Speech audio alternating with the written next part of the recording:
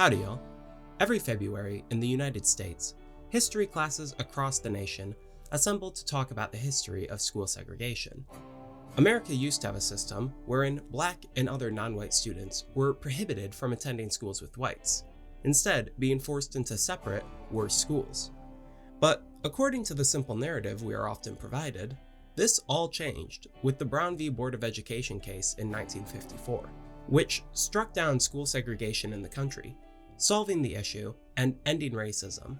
This is certainly a comfortable story, fitting in nicely with our other national myths portraying the civil rights movement as both less ambitious and more successful than it truly was.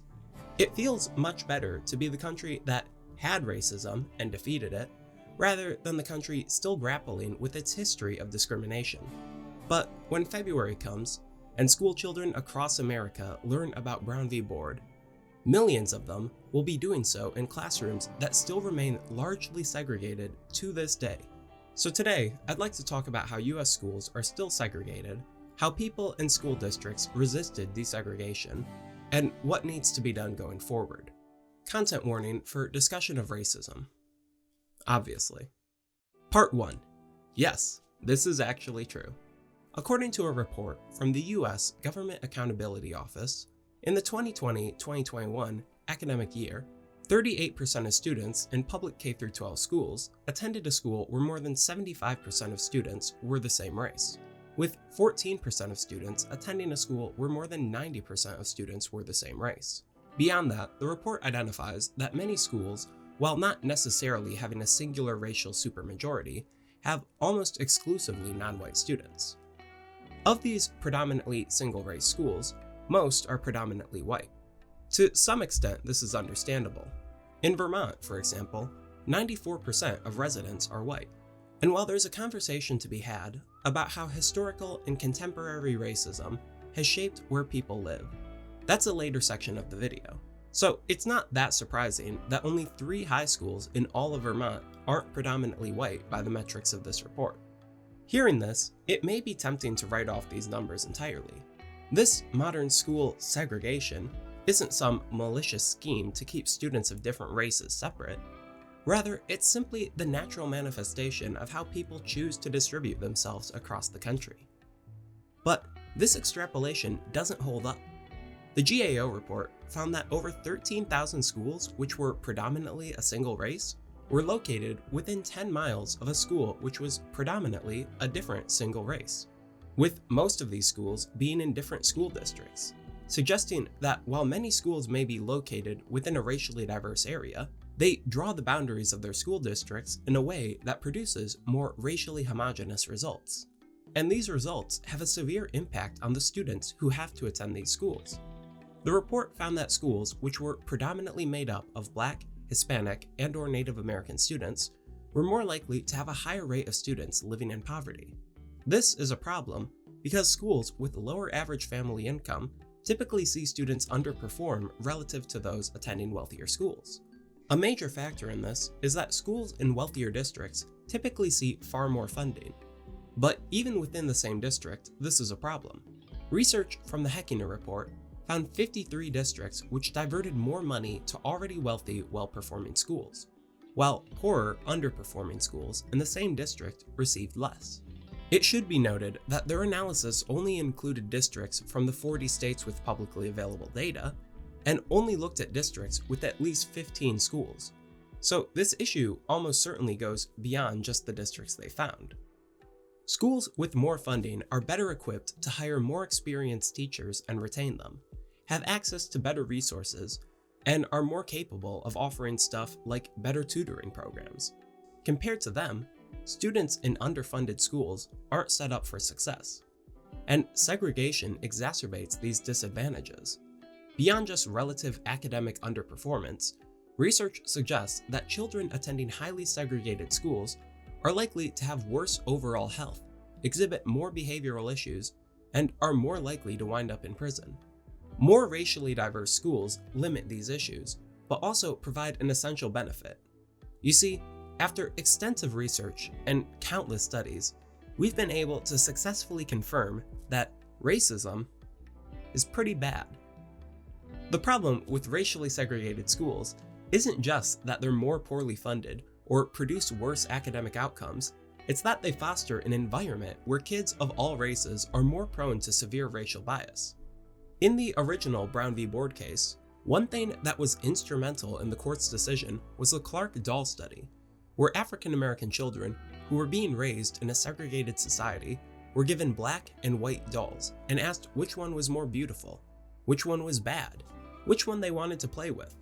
The test revealed that black children overwhelmingly preferred the white dolls to the black ones, having internalized the cultural norm that blackness equals inferiority. Whether we want to admit it or not, cramming millions of black and brown kids into highly segregated schools is instilling in them that same cultural norm today. More integrated schools go a long way towards combating these internalized prejudices, as well as limiting external prejudices, which is beneficial for all students because being able to get along with diverse groups of people without launching into a racist tirade is a skill that many employers value. And these positive racial attitudes are important to develop early because children start to form their beliefs on this sort of stuff at a very young age. If a child isn't exposed much to a certain category of person until they get older, they're more likely to see that category as other. Side note, because I am legally required to talk about queer issues in every video, this is the same reason you see those on the right say that children shouldn't be taught about gay and trans people. The later in life you're first exposed to something, the less accepting you're likely to be of it. Aside, that was basically way too many words to verify the null hypothesis that segregated schools are bad. But before we can discuss how to fix this problem, we should understand how we got here. Part 2. How we got here. Education for non-white youth has been a contentious issue for all of US history. Prior to the Civil War, it was essentially unheard of for a non-white person to receive any sort of formal education, with only about 2% of non-white youth being enrolled in school. Following the war and emancipation, these enrollment rates shot up to 34% by 1880, before stalling out, like pretty much everything with Reconstruction. But with the turn of the century, enrollment rates once again began to climb, until they were essentially the same as those of whites right before the Brown v. Board ruling. I'm drawing attention to these enrollment rates to make a fairly obvious point, which is that among all races, there has always been a demand for education. The only thing preventing many from receiving it has been the availability of schools and the ability to attend them. In her book, Cutting School, Noliwe Rooks recounts the struggles to secure education for black students, explaining how, in the wake of the Civil War, federal funding and pressure from federal troops occupying the region contributed to many schools opening across the South and providing an education for children of all races. But these were soon overturned by laws across the region outlawing integrated schools and preventing white tax dollars from being used to fund education for black students. This is likely the driving force behind the stagnation we saw with non-white school enrollment following Reconstruction, as it wasn't just that students were being forced out of schools for white children, but the provisions diverting tax money away from black education meant many communities couldn't even afford to have a school for black students. This was particularly true for rural communities where most of the black population resided at the time. Some communities were able to maintain black schools, with black residents having to pay additional taxes to fund them. But even in these cases, they suffered relative to their white counterparts, as they typically received less funding and often had significantly shorter terms, so that students could be available as cheap labor on white farmers' land. Because black politicians had been largely run out of power in the years following Reconstruction, the education of black students was being decided by wealthy, politically powerful whites, many of whom did not want black children to receive any sort of education, believing it would make them less suited for labor. There were those who wanted some education for black people, but this was also for their own purposes. Rooks tells of a 1901 train trip taken by a group of wealthy white elites to assess and discuss black education in the South. The attitude among this group was that it was valuable to provide education to black people, as it would make them better able to serve as farm and industrial labor, though they did not see any value in non-vocational education, believing that the optimal role for black people was as trained labor. This group, which included John D. Rockefeller, would go on to create the General Education Board, an organization which, among other things, sought to promote education for black people but specifically within their view of Black education as solely vocational training. Of course, education is obviously preferable to no education, but the GEB reflects a larger trend in education for non-white people, which is that even when it is achieved, it comes only through considerable effort, and still often results in an inferior, more limited form of schooling. The most widespread example of the effort it took to create schools to serve Black students would be the Rosenwald schools. These schools were created through a partnership between Julius Rosenwald, a wealthy white philanthropist, and Booker T. Washington, a Black intellectual known for founding the Tuskegee Institute and being paraded around by conservatives as one of the two examples they have to justify pull yourself up by the bootstraps rhetoric. This partnership would go on to help fund the construction of almost 5,000 schools for Black students across the South. Though, as Rooks notes, these schools were only made possible through the work of the Black community, as the Rosenwald Fund would only give grant money after the community had already raised $500, secured land for the school, found materials to build the school, and provided the money for desks and teachers. So, essentially, to get a grant to build a school, communities had to do pretty much all of the work to build a school up front. Even though they're called Rosenwald schools, more than 2/3 of the money to build and maintain them came from Black community members. And the thing about these schools is that to receive any Rosenwald funds, they had to commit to only offering vocational education. Compared to white pupils, whose schools were built with public funds, Black communities were making greater personal sacrifices for an inferior education. These students were provided with a curriculum that was intentionally limited to keep them down, worse materials, undertrained and overloaded teachers, and usually no buses to get them to school. Black education in the early 20th century was only possible through incredible community effort, but it was still leagues behind the separate but supposedly equal system for whites. This is why it was such a big deal when, after over a century of challenges to racially segregated schools, the Supreme Court unanimously overturned state-sanctioned school segregation as a violation of the 14th Amendment. Surely, this would fix every problem, and we would never have to worry about racism again. Part 3. Why Brown v. Board did not fix racism. While the Brown v. Board ruling declared segregation unconstitutional, it didn't do much to actually desegregate schools.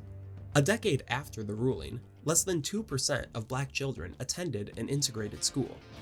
The most obvious factor preventing desegregation was massive white resistance. I'm sure most people watching this are aware of the Little Rock Nine, a group of 9 Black students who were the first to attend Central High School in Little Rock, Arkansas. The governor, Orville Faubus, ordered the National Guard to prevent the children from entering the school. Standing alongside the National Guard was an angry white mob, equally determined to keep the Black students out.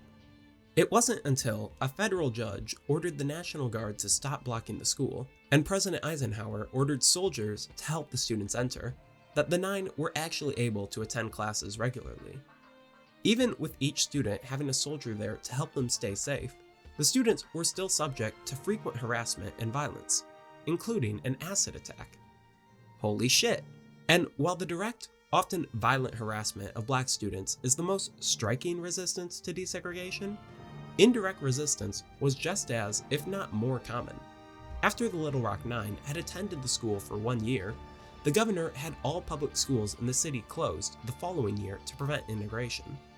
Many of the white students were rerouted to newly opened all-white private schools made to accommodate them.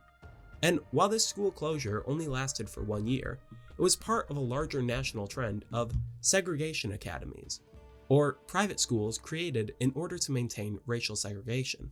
Private school enrollment in the southern United States started to explode in the 1940s when legal challenges to segregation were mounting. This rise continued following the Brown case, with the region boasting almost 1 million private school students by 1965. And while not every white family could afford private school, this often wasn't a problem, as many states and districts took measures to help white students afford segregated private schools. A bill in Georgia provided taxpayer-funded scholarships and grants for students to attend these schools. Other districts provided private school vouchers. In extreme cases, like Prince Edward County, the public schools would also be closed. This early school choice movement provided white families with the ability to avoid integrated schools, even many years after Brown v. Board. Before we get to segregation in the northern states, let me take a moment to tell you about today's sponsor, Ground News. In today's media landscape, it's not uncommon to find yourself trapped in a bubble, only being shown the stories algorithms have decided you want. That's why I've been using Ground News, an independent website and app created to increase transparency in news. Ground News pulls from over 50,000 sources across the political spectrum to give you an overview of the story and demonstrate the bias in its coverage. Let's take a look at this article on Scholastic reversing its decision to allow schools to opt out of having books on racism and queer issues at their fairs. We can see that this story has been covered by 30 sources. We're also able to see the factuality of sources and who owns them, as well as the bias distribution of these sources as rated by 3 independent news monitoring orgs. Scrolling down, we can see all the articles on this story. This lets us compare headlines and see how the narrative is being framed by different sources. Compare the headline from the left-leaning NBC, Scholastic backtracks on policy that separated books about race and gender, to the right-leaning Breitbart, Scholastic will drop policy that makes it easier for school fairs to exclude woke books. It practically becomes a different story. Ground News' coolest feature is the blind spot feed, which shows you articles that are being covered disproportionately by one end of the political spectrum, such as this story about Trump's lawyer saying presidential immunity would cover assassinating rivals, which was covered more on the left, or this one about journalists joking about a potential Trump assassination, which was mostly covered by the right. Same picture, very different stories. This feature is fully unlocked through the Vantage plan. A big part of what I do on this channel is analyzing the conservative perspective on issues like race and sexuality. Ground News has proven an invaluable tool in helping me to do that, and has also diversified my news consumption in general. So go to my link in the description, ground.news/dokidoki, where you can get the Pro plan for as little as $1 a month, or get 30% off their Vantage plan and unlock all the features. I like it, and I know y'all will too. Now, back to the video. These sorts of aggressive moves to prevent school integration across the South get the most attention, but it's not like the northern states were any better on the issue of desegregation. After all, the regions with the highest percentage of segregated schools, according to the GAO report, are the Midwest and Northeast. A lot of Northerners have a tendency to view the South as the racist ones, and the North as the good ones. But it's not that simple. I see plenty of Confederate flags up in Lansing. Our nation is kind of a big racist melting pot. The main distinction is that when it comes to school desegregation, many in the North viewed it as something that only the South had to do. While most Northern schools were about as integrated as a Southern segregation academy, school officials tried to make it seem like no big deal. In her book, A More Beautiful and Terrible History, Jean Theoharis describes how Northern states dodged the issue of desegregation, telling how in New York City, Superintendent William Jansen and the NYC Board of Education used terms like separate or racially imbalanced to refer to segregated schools. Opponents of integration were also given a rebrand to seem more innocent than they really were. Rather than being called, racist, segregationists, losers, they were referred to as parents who wanted to protect their neighborhood schools from forced busing. I wonder if any bigotry today is laundered under the idea that it's simply concerned parents looking out for their children. But the main message this rhetoric aimed to convey is that segregation in the North was different, less severe. They weren't like the racist mobs blocking black students from entering schools. After all, they didn't even want those black students stepping foot in the neighborhood. Northern segregationists were so committed to making their segregated schools look less racist, they came up with a special little term for it: de facto segregation. Unlike the de jure, or by law, segregation of the South, Northern segregation wasn't the product of racist policies, but was just how things were. And when I say these terms were created to make Northern segregation seem less severe, I mean it. Google has this really cool tool you can use to see how often certain terms are used in printed sources over time. And if you look up de facto or de jure segregation, these terms didn't really exist until after the Brown v. Board ruling, when they exploded in usage. But the thing about de facto segregation is that it's not really a thing. Like, yes, there is self-segregation to an extent, and actually, the most significant instance of self-segregation in US history was probably white flight, which I'm going to go ahead and suggest was primarily influenced by racist anxieties. Crazy extrapolation, I know. But the claim made by proponents of this de facto segregation idea was that school segregation in the North was natural, when it was anything but. Even if we accept the claim that education officials drawing school district boundaries were just small little beans, cursed to just outline the racially segregated neighborhoods, which we shouldn't, those racially segregated neighborhoods were a direct result of racist policies. You could say the segregation was created de jure. Going back to America's early history, you can point out how African Americans' position as an enslaved underclass for hundreds of years set them up for economic failure. While many white people were able to use and profit off their labor, using it to build generational wealth and buy property, enslaved black people were trapped in an economic limbo for centuries, largely unable to accrue any wealth of their own. While the eventual passage of the 13th Amendment would free most from bondage, it left them starting from more or less nothing, as there was never any sort of reparations. In fact, white owners who were loyal to the Union received reparations to make up for the loss of their slaves, further exacerbating an economic divide between white America and the rest of the nation. This economic divide is an important one when it comes to residential segregation. Regardless of integration policy, a non-white family can't move into a white development if they're priced out of it. But segregation has consistently been a matter of policy. For instance, in the process of settling the American West, which was famously uninhabited prior, the US government held land runs in Oklahoma, which were events where white families would line up and race to claim plots of land, which they could settle for free and would receive a title to if they lived on it for 5 years. Non-whites were not able to participate in these land runs, meaning they essentially functioned as a massive big government handout for white people. The main difference between being considered a strappin' pioneer instead of a welfare queen seems to be how much melanin you have. And when non-white Americans were included in public housing initiatives, they were subject to segregation. In his book, The Color of Law, Richard Rothstein outlines how the Public Works Administration, created by FDR, was responsible for creating public housing developments. These were rather progressive for the time, as they were created for both white and non-white residents, but they were still segregated.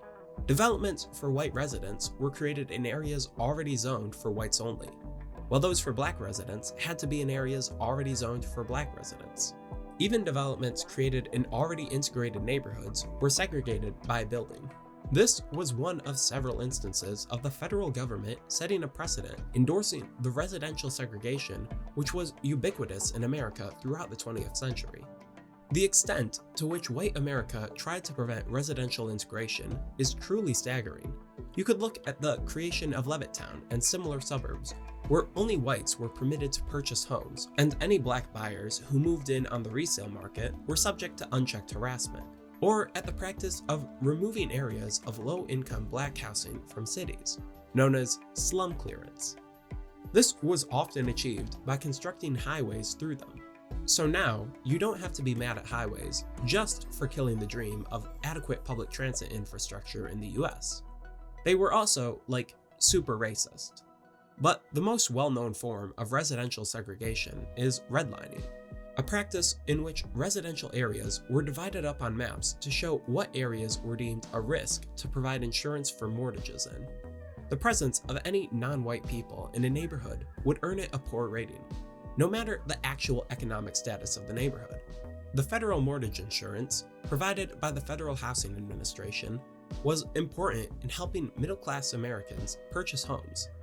But because this insurance was only available to white neighborhoods, black people were locked out of any neighborhood that wanted to maintain its rating, and consequently locked out of affordable housing. Rothstein also notes how preventing school desegregation was of particular importance to the Federal Housing Administration, with a passage in its manual stating that neighborhoods where children are compelled to attend schools with members of incompatible racial elements are less desirable. So there's a federal government program laying out an explicit policy to segregate neighborhoods in order to prevent racial integration of schools. So once again, we return to the conundrum. Was residential segregation in the North simply de facto? The answer is very much no. This is why school integration was such a slow process at first. Most white schools didn't have any significant integration because they were pulling from district maps based on segregated neighborhoods. There was a way to fix this issue though: busing programs, which transport kids from segregated neighborhoods to integrated schools, allowing them to receive a better education. These programs faced significant resistance though. Busing quickly became a dirty word to refer to outsiders trying to mess with the neighborhood schools. It doesn't matter that busing programs were already in place prior to integration, often being used to maintain segregation. The new association with integration made the programs the target of scrutiny. In Boston, Massachusetts, city residents fought for years to block desegregation busing programs. Eventually, in 1974, this was deemed unconstitutional, and the city was ordered to desegregate. But this was met with severe backlash. White students stayed out of school in protest. Black students transported via the buses were harassed and sometimes assaulted, and almost 20 buses were damaged. Not as big of a deal as them beating up children, but still, not cool.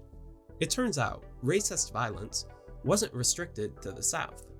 The potential efficacy of busing was also limited by a 1974 Supreme Court ruling, which found that desegregation plans that included busing children across district lines were not covered under Brown v. Board unless it could be proven they had a specific segregation policy, lending official credence to the concept of de facto segregation as not the government's responsibility to rectify. In practice, this essentially meant that Detroit schools were forced into racial segregation, as due to white flight into the suburbs, the Detroit metro area is one of the most segregated metros in the country. The city is overwhelmingly black, while the suburbs are overwhelmingly white. The attacks on busing programs hurt a lot because when these programs were allowed to exist, they often worked fantastically. The poster child for success with busing was Charlotte, North Carolina. After a 1971 Supreme Court case ruled that Charlotte had not adequately desegregated its schools, the city was ordered by the court to start a busing program to fix the problem. And the program was, by all accounts, a massive success, as by 1989, only 0.1% of Charlotte's schools were more than 90% non-white. Charlotte was leading the nation in terms of how effective its integration efforts were. And this was a point of pride for the city. In 1984, during a campaign speech, Ronald Reagan said that busing programs were failures, which took innocent children out of their neighborhood schools and made them pawns in a social experiment that nobody wants. This rhetoric was a frequent part of Reagan's playbook and the Republican playbook at large, using dog whistles like states' rights and forced busing to play on racist anxieties without appearing obviously bigoted. And it's a strategy Reagan rode to much success. He would win a blowout election weeks later. But the crowd in Charlotte didn't buy his rhetoric. When he criticized busing, the cheering stopped. The next day, the Charlotte Observer published an editorial telling Reagan he was wrong about their busing program, holding up the city's integrated school system as its proudest achievement of the past 2 decades. These were people who lived in the city, the more conservative people who lived in the city, if we're being honest. It was still a Reagan rally after all. And they stood by their schools. It's not like Charlotte was a remarkably forward-thinking city when it came to race issues. Remember, they only had the busing system because they hadn't integrated for nearly 20 years after Brown. But once they were subject to the brutal forced busing, they saw how well it worked and loved it. It's honestly one of the most inspiring stories in US history. Or, at least it would be. But did you notice how I've been referring to the busing program in the past tense? Yeah, there's a reason for that. Part 4. How one asshole parent brought segregation back to Charlotte. In 1994, Bill Capaccione and his family moved from Los Angeles to Charlotte. He attempted to enroll his daughter in a local magnet school, but she didn't get in. This would lead Bill to file a racial discrimination lawsuit against Charlotte Mecklenburg schools, because as we all know, if one white child doesn't get literally everything they want, it's a clear sign of anti-white racism. The issue is, in the initial case that caused Charlotte to start its busing program, the court included in its opinion that the program should be discontinued when it was no longer necessary. This was the precedent invoked by Federal District Court Judge Robert Potter when he ruled in Capaccione's favor, overturning Charlotte's busing program. In the opinion of Potter, Charlotte had eliminated the vestiges of past discrimination, and thus there was no need to continue the busing program. Of course, it also bears mentioning that Judge Potter had always been an opponent of busing, and had collected signatures to oppose the busing plan back in 1969. I should also note that Potter had been appointed judge by Ronald Reagan, so I guess he finally got his revenge. Following this decision, Charlotte schools would rapidly resegregate, as most students were left to attend their neighborhood schools, and while Charlotte schools were successfully integrated under the busing program, the city itself was still largely segregated. The elimination of the busing program also created a feedback loop that further segregated schools. As observed by Clint Smith, wealthy white families began to move to whiter neighborhoods, which resulted in whiter schools in those neighborhoods and fewer white students in non-white neighborhoods. Years after the busing program's death, more than 20% of Charlotte schools are over 90% non-white. But hey, throwing away decades of progress and subjecting tens of thousands of children to inferior, segregated schools is all worth it at the end of the day if it means one white student doesn't think they weren't smart enough to get into some elementary school, right? Okay, it says here that before the trial even ended, Bill Capaccione and his family moved back to Los Angeles. Now, I know this man likes to sue people, so I gotta be careful about what I say here. I think he's evil. And Charlotte was not an isolated case. Cities across the nation had already started declaring their school systems desegregated and doing away with their programs. In Boston, segregation worsened when the city let kids go back to attending their neighborhood schools. And while the degree of segregation has fallen overall in the 21st century, though it has worsened in some aspects, this is likely due to the increasing diversity of the national student body, rather than the success of any desegregation efforts. As in recent decades, these efforts have faced setback after setback. In 2007, the Supreme Court overturned desegregation plans in Seattle and Louisville. In Seattle, students were allowed to rank what schools they wanted to attend. But with such a system, you run into too many students choosing the same school. So the system used several tiebreakers to determine placement. One of these tiebreakers was race, and was used to help schools better reflect the demographics of their district. In Louisville, the city had been court-ordered to desegregate decades prior, and once the order had expired, the city just kept their desegregation plan, with some slight adjustments. The court ruled both of these systems unconstitutional, with Justice Roberts writing, "The way to stop discrimination on the basis of race is to stop discriminating on the basis of race." The courts have largely adopted the idea that only de jure segregation is to be addressed, ignoring the centuries of explicit policy that have resulted in our modern de facto segregation. This is also demonstrative of the colorblind philosophy that permeates conservative thought. The idea that we cannot make efforts to reduce segregation, because to do that is to do things based on race, which is the real racism, and goes against Martin Luther King Jr.'s famous words, "I have a dream that one day segregation will still be around, but we'll call it racially imbalanced schools or something, and pretend it'd be real racism to try to fix it." This colorblind approach isn't an effective method of fixing segregation, and it's not supposed to be. The system that gave us these deeply segregated residential areas and schools wasn't blind to race. And in practice, people do not adhere to this colorblind idealism. For example, white flight never really ended. Studies have found that white people continue to move out of neighborhoods as minorities move in. It's also been found that while white people tend to say their ideal neighborhood is relatively diverse, In practice, they tend to search for homes in areas that are far more white. Another factor driving self-segregation is the increased prevalence of charter schools, which are schools that are publicly funded but run by independent groups rather than the government. And charter schools on aggregate are even more segregated than their public counterparts, with 17% of charter schools being 99% non-white as of 2017. And this number has been rising. There's various factors driving this charter segregation. Some schools focus their advertising efforts on particular demographics. Many white families use charter schools as a way to avoid more integrated public schools. And there isn't much desire within the charter system to prioritize desegregation. Another factor driving segregation today is the focus of the GAO report, district secession, a process by which a community that's part of a larger school district secedes and establishes its own district. The districts that secede tend to be significantly whiter and wealthier than the districts they leave behind. It's relatively rare for a student to attend school in a district they don't live in, so these secessions exacerbate school segregation within the larger community.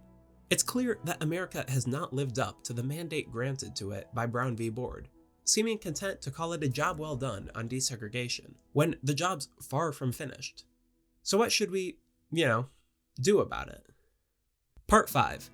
Desegregate the schools. Obviously. Adopting policies to eliminate school segregation is the most obvious solution to a problem in all of politics. Integrating schools is beneficial for all students in terms of academic outcomes, preparation for future jobs, and life in general. Of course, this is still American politics. The issue with desegregation is not that we don't know what we need to do. It's that, in large part, we can't. We just went over how time after time, programs to desegregate schools have been thrown out by the courts. Any district wishing to desegregate, which can't demonstrate a direct link to de jure segregation policies, is left largely unable to create any program that won't be thrown out in turn. Just last year, the court overturned affirmative action in higher education, a move which seems primed to increase segregation in America's universities. So the courts are still actively a threat to any integration efforts. And while support for integration in theory is popular across racial and party lines, in practice it's a different story. Despite their efficacy, busing programs remain unpopular. In the 2020 Democratic primary debates, Kamala Harris called out Joe Biden on his opposition to busing programs in the 70s. But following the debates, not even she was willing to really throw her weight behind bringing busing programs back. None of the candidates were. And if that's the Democrats, you can imagine how the party of Reagan feels about the issue. Busing has lost the war of public opinion, a result of decades of relentless attacks. It's hard to find a solution that works well enough under these circumstances. One of the more popular ones is magnet schools, which are public schools which seek to promote integration by voluntary parent choice, offering specialized instruction as an incentive. These definitely work in some cases, but can have limited results in others. They're not ideal as the sole solution, and if you need further evidence of this, they've been around since the 60s, and we still have segregation. In a similar vein, some advocate for encouraging parents to consider integration as a factor when deciding a school for their children. This is obviously something that any parent should do, but it's also not effective enough for the same reason as magnet schools. It's placing the onus for desegregating the schools entirely on the parents whose students attend them. In practice, it's been found that while most parents do say they want to consider integration when picking a school, when it actually comes time to pick a school, integration falls to the wayside as parents prioritize factors like academic achievement, safety, and extracurriculars. You can't really blame the parents too much for this. Our society constantly stresses the importance of doing well in school to get into a good college. This means every parent wants their kid to do good in school and outperform the other students. Parental choice is not going to desegregate schools, because desegregation is never going to be the parent's main priority. If we're going to integrate our schools, we're not going to achieve it on the level of individual choices. It's going to take policy, and getting that policy is going to require mass public pressure. And probably either Supreme Court expansion, term limits, or just any sort of accountability for justice. Like, Clarence Thomas should not still have a job. In order to generate that public pressure, it's necessary that we increase public awareness of segregation as a modern ongoing issue, but one that can be solved. One that we had already solved in some cases. I'm still pissed about Charlotte. In short, if we want to desegregate America's schools, it's going to take some serious public education. Because I refuse to end the video on that bad of a joke, I'd like to point out that improving educational outcomes for Black and brown students doesn't end at desegregation. Even in more integrated schools, racial achievement gaps persist. This is, in part, a product of parental wealth. There's a large gap in median household wealth across racial groups, and students coming from wealthier families are more likely to have access to better preschools, outside tutoring, and practice tests. Meanwhile, students with less money are more likely to need to work while attending school, and less able to participate in extracurricular activities that require any significant monetary investment, which is a lot of them. It's not news that life is harder when you have less money, but an analysis by the New York Times found that these racial achievement gaps continue to persist, even in schools where students had roughly the same family income. It's about here where a certain subset of people blames the continued achievement gap on the innate inferiority of certain races, and a not insignificant number of people quietly agree with their assessment. For a more thorough debunking of that particular idea, you can check out Sean's video on the bell curve. But for a quick version, no, that's not how that works. Are you stupid? There's not a single gene that determines race and also intelligence. They are not interlinked features. The continued academic gap is most likely accounted for by other cultural factors. One significant one is whether or not a person's parents graduated college. Those who have at least one parent with a bachelor's degree are almost 3 times as likely to have a bachelor's degree themselves, compared to those whose parents don't. This is in part due to economic disparity, but also having a higher expectation and precedent for academic achievement within your family can play a significant role in a student's academic achievement. And as a result of, not really being allowed in colleges for a few centuries, most racial minorities are less likely to have a parent who went to college relative to their white peers. There's one more factor that I want to touch on that contributes to the racial achievement gap, even within largely integrated schools, and that's gifted programs in schools. Most states require that schools identify academically gifted students and offer programs for them. This could be anything from having a period where they pop out to do something else, to having a whole separate class just for these students. This system has an issue though. Well, to be honest, it has a lot of issues, but the main one for our purposes is that Black and Hispanic children are wildly underrepresented in these programs. On the whole, these students are less likely to be identified as gifted, in large part because the primary tools used to identify gifted students are standardized tests, on which Black and brown students have consistently underperformed since their inception with the eugenics movement, and teacher recommendation, where unconscious racial bias may factor in to whether or not students are identified. Many students are also not even given the opportunity to be identified as gifted. In states like Michigan and New York, less than 10% of Black students attend a school with a gifted program. These factors together account for why an estimated 75% of Black children who could be considered gifted are never identified, allowing these programs to operate as an additional form of segregation, even within integrated schools. I've got personal experience with this. I was placed into the gifted program at my school as a kid. The method used to determine gifted status was an IQ test, which, if you want a full breakdown on why that's a bad method, you can watch Sean's video, but needless to say, it isn't what I would have used. Now, clearly, they ID'd at least one kid correctly, cause I'm a YouTuber now. Not just anyone with a computer can do this job, But on the whole, the gifted classes at my school exhibited a certain trend. Despite the school having about as many Black students as white ones, the gifted program skewed heavily white. Most of the students were also from wealthier families. Cause it turns out when you test for the most gifted kindergarteners, you're mainly just going to find out whose parents could afford a decent preschool. And pretty much every student in my school, whether they were in the gifted classes or not, was aware of the bias in these selection methods. There is obviously stuff that can be done to try to prevent this discrimination, changing testing methods, implicit bias training for teachers, and so on. My point is just that even in schools where we have achieved integration, there's still work to be done. 70 years ago, through the work of countless activists, America was given a promise that school segregation in this nation would be no more. We owe it to those activists, we owe it to ourselves, and we owe it to future generations to fulfill that promise. To not simply lie down and accept segregation as de facto, something we cannot change. This video is being released on Martin Luther King Jr. Day, assuming I actually got it out on time. The rhetoric of MLK is wielded by some to oppose stuff like integration efforts.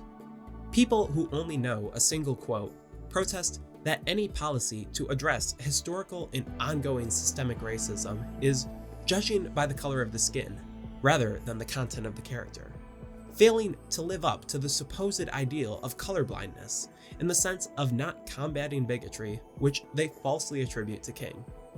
I've no doubt I'll be hearing the one quote more than a few times in the comments of this video.